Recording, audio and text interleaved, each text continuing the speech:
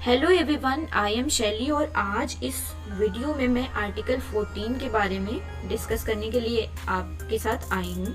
जैसा कि आपको पता है, मैंने कॉन्स्टिट्यूशन की सीरीज स्टार्ट करी है, तो उस सीरीज में मैंने आर्टिकल 13 तक एक थॉरो एनालिसिस करा है आपके साथ। तो ये आर्टिकल 14 के बारे में एक डिस्कशन है। आप देख रहे हैं आर्टिकल 14 एक्चुअली कहता क्या है। आर्टिकल 14 इक्वालिटी बिफोर लॉ, ये है इसका टाइटल। इक्वालिटी बिफोर लॉ इसकी बात करता है। इसमें हमें पढ़ना क्या है, इसमें ये 2-3 लाइन का आर्टिकल है, लेकिन इसका जो इंटरप्रिटेशन है ना, वो बहुत ही ज्यादा ब्रॉड है। तो ये कहता है the state shall not deny to any person equality before law or the equal protection of laws within the territory of India, prohibition of discrimination on grounds of religion, race, caste, sex और place of birth। हो गया बस, ये article 14 हो गया। नहीं, अभी नहीं हुआ। आर्टिकल 14 अभी नहीं हुआ, लेकिन इसको हमको अच्छे से पढ़ने के लिए सबसे पहले ये जानना है, इसमें 3 चीजें हैं जो कि बहुत ही इंपॉर्टेंट है। सबसे पहला ये एनी पर्सन, दूसरा इक्वालिटी बिफोर लॉ और तीसरा इक्वल प्रोटेक्शन ऑफ लॉज। इन्हीं तीनों टर्म्स पे पूरी की पूरी ये आर्टिकल 14 नाचता है। तो आर्टिकल 14 ये यहाँ पे लिखा है एनी पर्सन, मतलब ये सिटीजन्स और नॉन सिटीजन्स दोनों पे अप्लाई होता है। और ये क्या है, इक्वलिटी बिफोर लॉ और इक्वल प्रोटेक्शन ऑफ लॉज। ये दोनों अलग अलग हैं। अगर ये एक जैसे होते, मतलब इन दोनों का मतलब अलग अलग है, अगर ये दोनों एक जैसे होते तो क्यों अलग अलग ऐसे लिखे गए होते। ये ऐसे कौन से जानवर हैं, चलिए देखते हैं। इक्वलिटी बिफोर लॉ और इक्वल प्रोटेक्शन ऑफ लॉज के बारे में पढ़ते हैं। तो ये जो इक्वलिटी बिफोर लॉ है, ये इक्वलिटी बिफोर लॉ ये एक निगेटिव कॉन्सेप्ट है। निगेटिव कॉन्सेप्ट है और ये कहाँ से लिया गया है, ये एक British concept of rule of law से ये लिया गया है। और इसको मैं बता दूं, सर एडवर्ड कोक थे, उन्होंने इसको British concept of rule of law को दिया था। और सर एडवर्ड कोक ने ये बताया था कि जो लॉ है ना, वही सुप्रीम है। लॉ से ऊपर कोई नहीं है, चाहे वो प्राइम मिनिस्टर हो, चाहे वो गवर्नर हो, चाहे वो किंग हो, कोई भी कैसा भी पर्सन हो, वो लॉ से नीचे ही रहेंगे हमेशा। फिर इसके बाद इसी को मॉडिफाई करके एक और पर्सन है जिनका नाम है, एक और जूरिस्ट हैं जिनका नाम है एवी डाइसी। उन्होंने और इसे इनहैंस किया और इस रूल ऑफ लॉ को इनहैंस किया। उन्होंने 3 बेसिक प्रिंसिपल्स दिए। पहला प्रिंसिपल आप देख सकते हैं स्क्रीन पर, ये है सुप्रीमेसी ऑफ लॉ, दूसरा इक्वालिटी बिफोर लॉ और तीसरा प्रीडोमिनेंस ऑफ लीगल स्पिरिट। ये जो सुप्रीमेसी ऑफ लॉ है, पहला जो प्रिंसिपल है, इसका मतलब यही है कि लॉ सबसे सुप्रीम है, इसके ऊपर कोई नहीं है। Whether it is a king, whether it is a queen, whether it is a prime minister, whether it is a president, whether it is a governor, कोई भी नहीं। दादा परदादा कोई भी, जितने भी हैं, सब के सब नीचे हो जाते हैं, लेकिन लॉ सबसे ऊपर होता है। फिर आता है equality before law. Equality before law का भी यही मतलब है कि लॉ जो है वो सुप्रीम होगा। लॉ को सबसे पहले लॉ जो है वो सुप्रीम होगा, मतलब लॉ ही है जो सब कुछ है। लॉ ही सबको इक्वल ट्रीटमेंट प्रोवाइड करता है, इसीलिए लॉ को सुप्रीम रखा गया है। और जो ये तीसरा प्रिंसिपल है, प्रीडोमिनेंस ऑफ लीगल स्पिरिट, ये हमारी जो इंडिया में है ना, इसको नहीं फॉलो करते हैं। क्योंकि ये जो प्रीडोमिनेंस ऑफ लीगल स्पिरिट है, ये कहता है कि जो कॉन्स्टिट्यूशन है ना हमारा, वो कहाँ से ओरिजिनेट हुआ है, वो ओरिजिनेट हुआ है from ordinary laws. Ordinary laws मतलब बोले तो जैसे कोर्ट ने अपने जजमेंट्स वगैरह दिए, तो उन सब से ही कॉन्स्टिट्यूशन का ओरिजिनेशन हुआ है। लेकिन ऐसा कुछ नहीं है। कॉन्स्टिट्यूशन जो है हमारा एक रिटन लॉ है, वही रियल सोर्स है किसी भी इंडिविजुअल के राइट का, ऐसा हमारे इंडिया में माना जाता है। इसीलिए ये हमारे इंडिया में एप्लीकेबल नहीं है। तो ये था इक्वालिटी बिफोर लॉ का कॉन्सेप्ट। लेकिन इसके बाद क्या आता है, equal protection of laws. Equal protection of laws की बात कब कैसे आती है, जैसे कि कोई पर्सन है जो दिव्यांग है और कोई पर्सन है जो कि नॉर्मल पर्सन है, जो जिसे कोई मतलब किसी भी प्रकार की डिसेबिलिटी से वो ग्रस्त नहीं है। तो वो पर्सन और इस दिव्यांग पर्सन के बीच अगर हम रेस लगाते हैं, सपोज कोई अपाहिज है उसके साथ रेस लगाते हैं, तो ऑब्वियस सी बात है जो नॉर्मल पर्सन होगा वही जीतेगा। तो इसी के लिए ना दूसरा जो कॉन्सेप्ट है ना, इक्वल प्रोटेक्शन ऑफ लॉज, हम उसको पढ़ते हैं। इक्वल प्रोटेक्शन ऑफ लॉज जो है ना, वो यही चीजें बताता है कि जो एक प्रकार के आदमी है, मतलब लाइक जो पर्सन है, जो इक्वल पर्सन है, उनको हम इक्वली ट्रीट करेंगे, लेकिन जो अनइक्वल पर्सन है ना, उनको हम इक्वल ट्रीट नहीं कर सकते। जैसे मैंने एग्जांपल दिया अपाहिज और एक नॉर्मल पर्सन का। तो इसीलिए इसको क्या बोलते हैं, ये पॉजिटिव कॉन्सेप्ट है और ये यूएस के कॉन्स्टिट्यूशन से लिया गया है। यूएस के 14th अमेंडमेंट से ये कॉन्सेप्ट को लिया गया है। और इसमें ये बताया गया है कि like should be treated alike but unlike should not be treated alike. वही बात है कि जो इक्वल पर्सन है उनको आप इक्वल ट्रीट करो, लेकिन जो अनइक्वल पर्सन है ना, उनको आप इक्वली ट्रीट नहीं कर सकते हैं। उनके लिए कुछ अलग से हमें प्रिविलेज देने जरूरी है, तभी वो जाके हमारी बराबरी कर सकते हैं। अदरवाइज बराबरी तो दूर, वो उस फूटिंग पे खड़े ही नहीं हो सकते।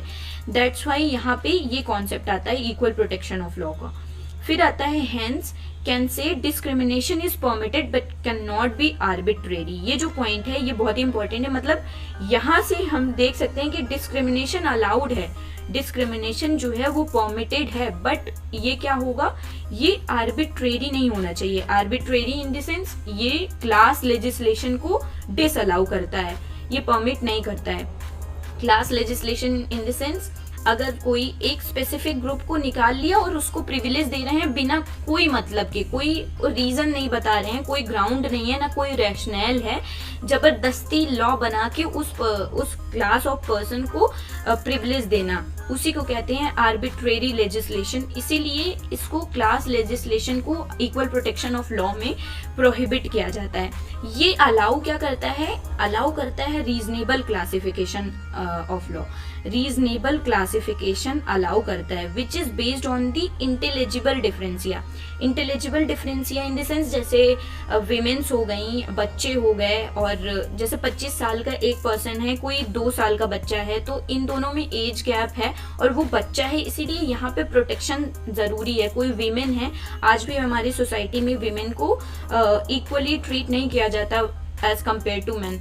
तो अगर हम विमेन के लिए कोई भी स्पेसिफिक लॉ बनाते हैं, कोई प्रिविलेज देते हैं, तो ये अच्छी ही बात है ना। इसीलिए बोलते हैं कि क्लासिफिकेशन होना चाहिए लेकिन रीजनेबल होना चाहिए, उसके पीछे एक रैशनल जो होना चाहिए, लॉ और रैशनल में जो इंटरकनेक्शन होना चाहिए ना, वो साफ साफ दिखना चाहिए। और ये रीजनेबल क्लासिफिकेशन है या नहीं है, कोई लॉ वैलिड है, मतलब कोई लॉ आर्बिट्रेरी है या नहीं है, ये डिसाइड कौन करेगा, ये डिसाइड करेगा सारा का सारा जुडिशरी। तो जुडिशरी के ऊपर होता है कि अगर कोई रीजनेबल क्लासिफिकेशन को देखना होता है कि हाँ ये रीजनेबल क्लासिफिकेशन है या नहीं, वो जुडिशरी डिसाइड करता है। तो ये था इक्वल प्रोटेक्शन ऑफ लॉज। अब हम अगर आपने कई सारी बुक्स पढ़ी होंगी आर्टिकल 14 में, चाहे आप MP जैन उठा लो, चाहे जैन पांडे उठा लो, आपको कई सारे केस लॉज मिल जाएंगे, लेकिन हमको कई सारे केस लॉज पढ़ने की जरूरत नहीं है। जो मुझे लगता है कि ये इम्पोर्टेंट है वो आपके लिए मैं लेकर आई हूँ, इसे आप जरूर ध्यान रखिएगा। ये सारे केसेस जो ये 3, 4, 6 केसेस है ना, इनको बहुत ही ध्यान में रखने की जरूरत है, क्योंकि ये अक्सर आप देखेंगे पूछ लिए जाते हैं, किसी भी एग्जाम में पूछ लिए जाते हैं। पहला ये केस है air India versus Nagesh Mirza, ये 1981 का केस है। इसमें एक एयर होस्टेस थी, वो प्रेग्नेंट हो गई थी और उसके बाद उसको उसकी नौकरी से निकालने की बात चल रही थी, मतलब उसको हटा दिया था। तो यहाँ पे सुप्रीम कोर्ट ने बोला था कि नहीं, ये तो आर्टिकल 14 का वायलेशन है, इसीलिए ये वाला केस हम लोगों को पढ़ने की बहुत ही जरूरत है, air India versus Nagesh Mirza. और दूसरा कोर्ट ने यही हेल्ड किया था कि ये it is violative of article 14 इस केस में। फिर आता है Randhir Singh versus Union of India, ये 1982 का जजमेंट है। इसमें क्या बात हुई थी, equal pay for equal work though not a fundamental right but is clearly a constitutional goal under Article 14, 16 and Article 39 Clause C of Constitution of India।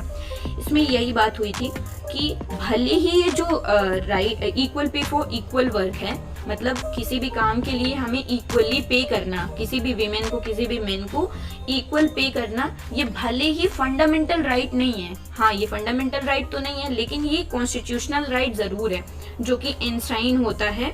हम देख सकते हैं आर्टिकल 14 में भी इसको देख सकते हैं, 16 में भी देख सकते हैं, 39C में भी आप देख सकते हैं। फंडामेंटल राइट स्पेसिफिकली नहीं बनाया गया, बट हाँ ये इनहेरेंट है। सो सुप्रीम कोर्ट ने बोला कि equal pay for equal work is a constitutional goal जो हमको अचीव करना है, इस केस में इन्होंने बोला। हाँ, फिर आता है मिट्ठू Singh versus state of Punjab. इसमें सुप्रीम कोर्ट ने ये बोला था कि सेक्शन 303, जो सेक्शन 303 है आईपीसी का, वो प्रोवाइड करता है for mandatory death penalty for anyone who commits murder and is on life imprisonment. अगर कोई पर्सन है जेल में, उसको लाइफ इम्प्रिजनमेंट मिली हुई, अगर वहां पे वो कोई मर्डर कमिट कर देता है तो उसको मतलब कोई सजा नहीं, उसको डेथ मतलब कंपलसरी बना दिया गया था। तो इसीलिए सुप्रीम कोर्ट ने बोला कि ये कोई रैशनल प्रिंसिपल नहीं है, कोई एक रैशनल प्रिंसिपल पे बेस्ड नहीं है, इसीलिए इसको सुप्रीम कोर्ट ने बोला कि ये तो आर्बिट्रेरी है, मतलब ये आर्बिट्रेरी लेजिस्लेशन है, ये रीजनेबल क्लासिफिकेशन में नहीं आता, ये बोला था। फिर इसके बाद आता है NALSA versus Union of India. ये तो बहुत ही इंपॉर्टेंट जजमेंट है, ये अक्सर किसी भी एग्जाम में आप देखेंगे तो पूछ लिया जाता है, ये वाला केस भी और ये मिट्ठू सिंह भी बहुत इंपॉर्टेंट है। और ये NALSA versus Union of India में ये बोला था, नालसा मतलब National Legal Services Authority versus Union of India, इसमें बोला था कि article 14 does not restrict the word person to males and females only, hijras are also included in this. मतलब जो आर्टिकल 14 है ना, ये आर्टिकल 14 में जो ये एनी पर्सन लिखा है, यहाँ पे ये जो एनी पर्सन लिखा है ना, ये केवल मेल और फीमेल पे ही कन्फाइन नहीं है, ये हिजरा जो है ना, जो थर्ड जेंडर है, उन पे भी अप्लाई होता है।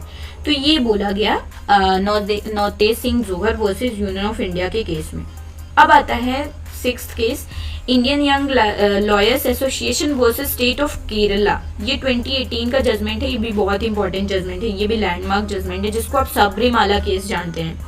तो क्या हुआ था कि ड्यूरिंग पीरियड्स आप जानते हैं, जैसे जब मेंस्ट्रुएशन होता है, मेंस्ट्रुएशन पीरियड होता है किसी भी वीमेन का, तो उस टाइम उनको प्रोहिबिट किया जाता था। एक मंदिर थी, तो वहां पे प्रोहिबिट करते थे उनको जाने से। तो सुप्रीम कोर्ट में ये बात उठी कि it is violative of article 14, और सुप्रीम कोर्ट ने यही अपहेल्ड किया कि yes it is violative of article 14 as well. तो ये था एक एनालिसिस पूरे आर्टिकल 14 का, और मैं ये आशा करती हूँ कि ये आपको काफ़ी अच्छा लगा होगा। और अगर आपको कोई भी मेरे से हेल्प चाहिए तो आप कमेंट करें, और आपको कौन से सब्जेक्ट पे सीरीज चाहिए आगे, वो भी आप मुझे कमेंट करके बता सकते हैं। So thank you for watching this, thank you so much.